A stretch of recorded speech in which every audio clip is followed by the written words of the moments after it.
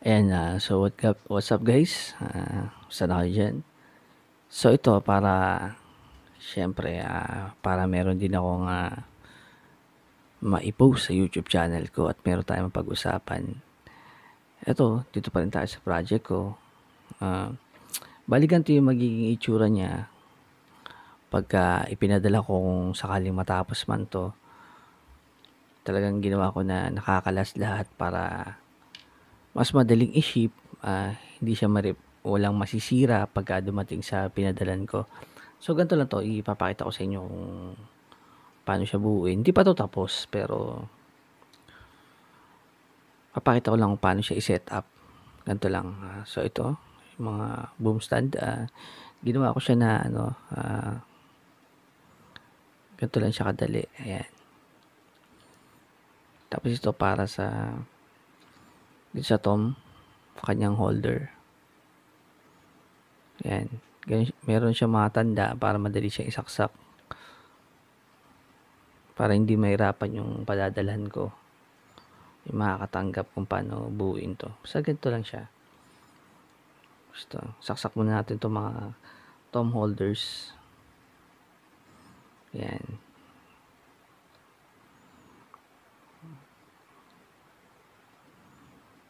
O, diba?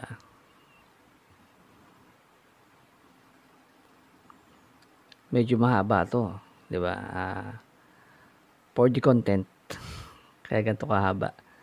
Talagang sinadya akong habaan to para mahaba yung videos ko sa pagkakataon to. Kahit hindi pa tapos yung ginagawa kong miniature drums, may content ako na medyo mahaba, diba? Ganun lang naman yan. So, saksak lang natin to. Madali lang may saksak siya. Yun.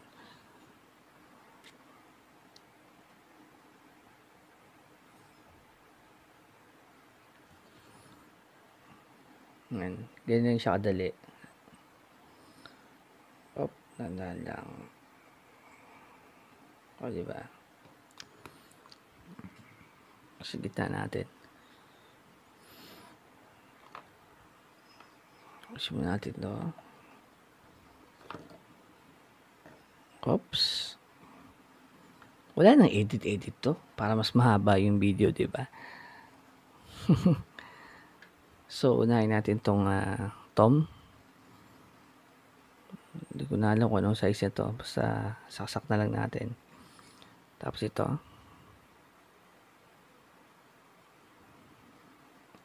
Ganito lang siya. Pag nabuo naman to, ganito pa rin yung pagbubuo niya. Yan.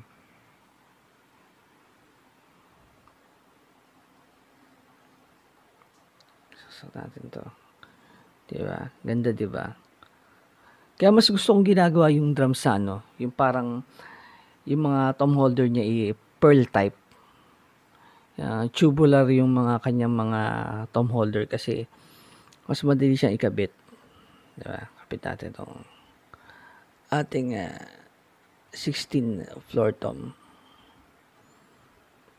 Tapos itong 18. Saksak natin 18. Yan. Kasi presto natin yung bass drum. Diba? Wala pa siyang bass drum spurs, pero nakita. Taas lang natin ako dito Yan. Yan. Taas natin. Yan. Para ganyan lang siya. Tapos yung snare. Presto natin. Presto natin sa loob. Okay. Oops, naglag. Yan. Naglag. Natin. Wala na edit to para mas mahaba yung videos natin, di ba? Yan. Tayo natin din. So, nandun yung snare sa loob. Okay na yan dyan. Balikan talaga yung itsura niya. Yan. Kasi hindi pa ako nakapagawa ng hi-hat stand. Pero dito nakabang.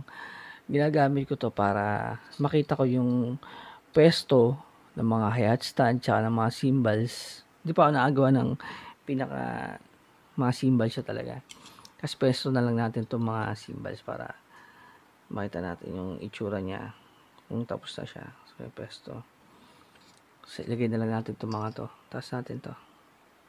Yan. Taas natin to. Ganyan siya. Ilagay na lang natin basta itong mga to.